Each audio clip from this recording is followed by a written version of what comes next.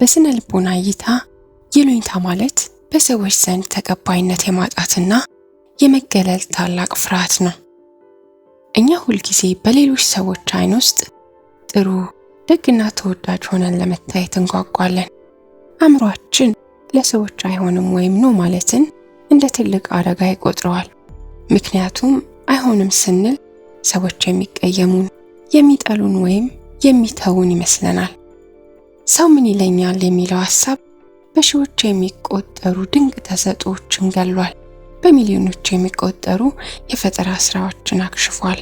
ሰዎችን ወደማይወዱት የሥራ መስክ፣ ወደማይስማማቸው የትዳር ሕይወትና ወደማይፈልጉት የኑሮ ዘይቤ የሰደደ ጨካኝ ገዢ ሐሳብ ነው።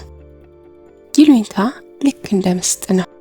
ምስጥ እንጨትን ከውስጥ በልቶ ጨርሶ ውጭውን ብቻ እንደሚያስቀረው ሁሉ ይሉኝታም ያንን ሰው ማንነት፣ ፍላጎትና ክብር ከውስጥ በልቶ ባዶ ቅርፊት ብቻ ያደርገዋል። ለመሆኑ አይ ማለት ለምን ከበደን? ምክንያቱም በውስጣችን ትልቅ ፍርሃት አለ። የመገለል ፍርሃት፣ የብቸኝነት ፍርሃት፣ ሰዎች ክፉ እንዳይሉን የመጨነቅ ፍርሃት። ሰዎችን ለማስደሰት ስትሮጡ በመጨረሻ የምታጡት ሰዎችን ሳይሆን ራሳችሁን ነው። ብዙዎቻችን ኑሯችንን የምንኖረው በሰዎች አስተያየት ሚዛን ላይ ነው። የምንገዛው ልብስ ሰዎችን ለመማረክ ነው። የምንመርጠው ስራ በሰዎች ዘንድ ለመከበር ነው። የምንናገረው ቃል ሰዎችን ላለማስቀየም ነው። የሰው ልጅ ትልቁ ስህተት ለራሱ ሕይወት ባላደራ ያልሆኑትን ሰዎች የሕይወቱ ዋና ዳኛ አድርጎ መሾሙ ነው። ዛሬ የምትጨነቁላቸው ሰዎች ነገ እናንተ ስትወድቁ አብሯችሁ አይወድቁም። እናንተ ስታለቅሱ እንባችሁን አያብሱም። እናንተ ስትታመሙ ህመማችሁን አይካፈሉም። ይሉኝታ ማለት የራሳችሁን ቤት እያፈረሳችሁ የጎረቤት አጥር እንደማጠር ነው። ራሳችሁን አሳልፋችሁ ለሰዎች ተገዥ አታድርጉ።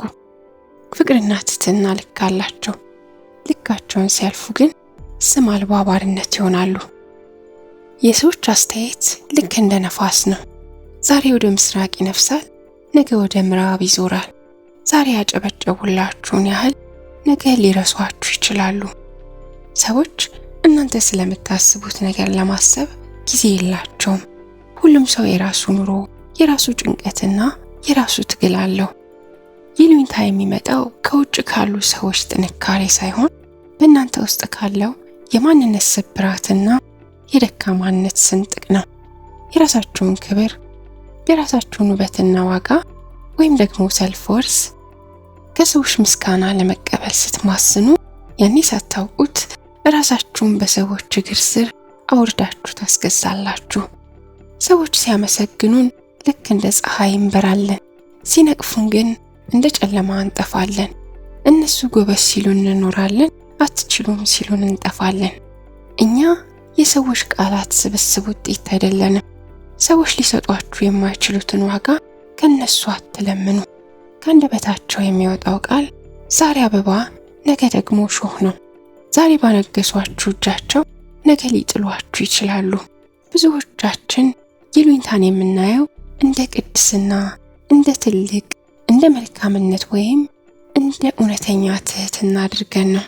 ለሰዎች ስንል ራሳችንን መጉዳታችንን እንደ መስዋዕትነት እንቆጥረዋለን። ትህትና ማለት የራስን ክብር ጠብቆ ለሌሎች ዕውቅና መስጠት ማለት ነው። ይሉኝታ ግን የራስን ክብር አሳልፎ ሰጥቶ የሌሎችን አስተያየት መለመን ነው። ይሉኝታ መልካም ሰው ለመባል ስትሉ በራሳችሁ ማንነት ላይ የምትፈጽሙት ስውር ክደት ነው። ይሉኝታ መልካምነትን መስሎ የሚመጣ ጠላት ነው። ሰዎችን መውደድ ማለት የነሱ ተገዢ መሆን ማለት አይደለም። እውነተኛ ጥንካሬ የሚጀምረው ለሰዎች ካላችሁ አክብሮት በላይ ለራሳችሁ የምትሰጡት ክብር ሚዛን ሲደፋ ነው። ስንት ምሽቶችን ነው በሰዎች ቃል ተወግታችሁ ትራሳችሁ በእንባ የረጠበ ለብቻችሁ የተሰቃያችሁት? ውጫችሁ ደህና ነኝ የሚል የውሸት ሰላም እያበራ ውስጣዊ ማንነታችሁ ግን እባካችሁ እኔንም እዩኝ፣ እኔንም ስሙኝ፣ እኔንም ውደዱኝ እያለ በይሉኝታ ስቃይ ውስጥ ስንት ጊዜ ጮኸ። ለሰዎች የምትከፍሉት ዋጋ እያደር እየጨመረ ይሄዳል። በመጨረሻ ግን የሚሰጧችሁ ዋጋ እየቀነሰ ነው የሚመጣው። ምክንያቱም የሰው ልጅ ሁል ጊዜ እሺ የሚለውንና ለራሱ ክብር ለሌለው ሰው ቦታ የለውም። መጀመሪያ አካባቢ ለሰዎች ስትሉ የራሳችሁን ፍላጎት ትተዋላችሁ። በኋላ ላይ ሰላማችሁን ትሰጣላችሁ። በመጨረሻ ግን ሙሉ ማንነታችሁን፣ ክብራችሁንና ደስታችሁን ጭምር አሳልፋችሁ እንድትሰጡ ትገደዳላችሁ። ሰዎችን ለማስደሰት የምታደርጉት ጥረት ልክ እንደ አሸዋ ጉድጓድ ነው። የቱንም ያህል ውድ ህይወታችሁን ብትጨምሩበት መቼም ቢሆን ሞልቶ አይታይም። የዚህ ሁሉ መስዋዕትነት መጨረሻው ምንድን ነው? እናንተ ዋጋ በከፈላችሁ ቁጥር እነሱ የሚሰጧችሁ ዋጋ እያነሰና እየቀነሰ ይመጣል። እናንተ ለሰዎች ስትሉ ራሳችሁን ባሳነሳችሁ ቁጥር እነሱ ደግሞ እንደ ተራ ነገር ይቆጥሯችኋል። ይህ ለምን ሆነ መሰላችሁ? ምክንያቱም የሰው ልጅ ተፈጥሮ ሁል ጊዜ እሺ የሚለውን የገንዛ ድንበር የሌለውንና ለራሱ ክብር ለሌለው ሰው ቦታ የለውም። ሁል ጊዜ እሺ የምትሉ ከሆነ የእናንተ እሽታ ቦታውን ያጣል። ሁል ጊዜ የምትገኙ የሰዎችን ጥሪ ሁሉ የምትመልሱ የራሳችሁን ህይወት ጥላችሁ ለሰዎች የምትሮጡ ከሆነ ሰዎች እናንተን ማክበር ያቆማሉ። የእናንተ መኖር እንደ ግዴታ፣ የእናንተ መልካምነት ደግሞ እንደ ደካማነት ይወስዱታል። የሰው ልጅ የሚፈልገውና የሚያከብረው ሊገዛው የማይችለውን ነገር ነው። ራሳችሁን በነፃ ለሰዎች ፍላጎት አሳልፋችሁ በሰጣችሁ ቁጥር በእነሱ አይን ውስጥ ያላችሁ ግምት እየረከሰ ይሄዳል። የራሳችሁን ህይወት መሪነት ለሰዎች ስታስረክቡ ማንም ሰው በመሪነት ቦታችሁ ላይ ሾማችሁም። ሁሉንም ሰው ለማስደሰት አትችሉም።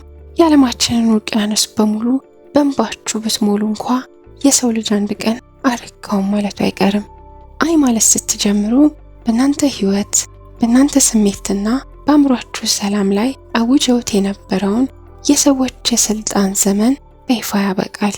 አይ ማለት መለማመድ ስትጀምሩ ያኔ የእናንተ እሺ እውነተኛ ዋጋውን ማውጣት ይጀምራል። ምክንያቱም ሰዎች የእናንተን እሽታ እንደ ልማድ ሳይሆን እንደ ትልቅ ስጦታና ክብር ማየት የሚጀምሩት አይ ማለት አቅም እንዳላችሁ ሲረዱ ብቻ ነው። እናንተ ለሁሉም ነገር ዝግጁ ያልሆናችሁ የራሳችሁ መስመርና ድንበር ያላችሁ ውድ ሰዎች መሆናችሁን ይረዳሉ። ያኔ የእናንተ ምርጫና ፍላጎት ክብደት ይኖረዋል። ዓለም ለእናንተ የምትሰጠው ዋጋ እናንተ ለራሳችሁ ከምትሰጡት ዋጋ ቅንጣት ታህል አይበልጥም። እናንተ ራሳችሁን ዝቅ አድርጋችሁ በሰዎች እግር ስር ስታስቀምጡ ዓለም መርገጡ አይቀሬ ነው። ነገር ግን ቆም ብላችሁ ትከሻችሁን ቀና አድርጋችሁ እኔ ፈጣሪ ክብር የሰጠኝ የራሴ ህልምና የራሴ ህይወት ያለኝ ፍጡር ነኝ ብላችሁ የራሳችሁን ክብር ስታውጁ ሰዎች ለእናንተ ያላቸውን እይታ ለመቀየር ትገደዳላችሁ። የሰዎችን ነቀፌታም ሆነ ምስጋና እናንተን ለመቀየር አቅም እንደሌለው ስታሳዩ ሰዎች እናንተን ማክበር እንጂ ዝቅ ማድረግ አይችሉም። ይህ ማለት ግን መታበይ ወይም ሌሎችን መናቅ ማለት አይደለም። ይህ ማለት ራስን ማክበር ነው። ለሰዎች የምትሰጡት ፍቅር የሚተርፈው መጀመሪያ የእናንተ ውስጥ ሰላም ሲሞላ ብቻ ነው። ራሳችሁን መውደድ ስትጀምሩ ሌሎችን በጤናማ መንገድ መውደድ ትጀምራላችሁ።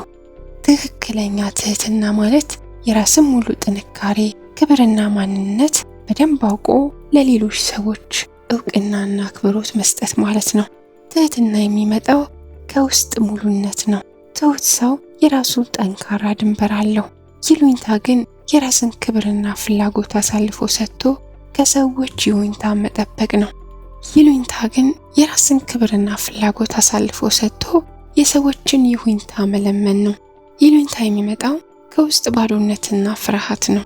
ይሉኝታ ያለበት ሰው ሰዎችን የሚያገለግለው ስለወደዳቸው ሳይሆን ክፉ መባልን ፍራቻ ነው። ትህትና ነፃ ያወጣችኋል። ይሉኝታ ግን ያስራችኋል። ትህትና ክብርን ያተርፍላችኋል። ይሉኝታ ግን ያስንቃችኋል። ትሁት ሰው ክብር ስላለኝ እሰጣለሁ ይላል። ይሉኝታ የሚያጠቃው ሰው ግን እንዳልጠላ ራሴን ሰርዛለሁ ይላል። የዛሬውን አበቃን። አብራችሁን ስለነበራችሁ እናመሰግናለን። ሰላም ቆዩ።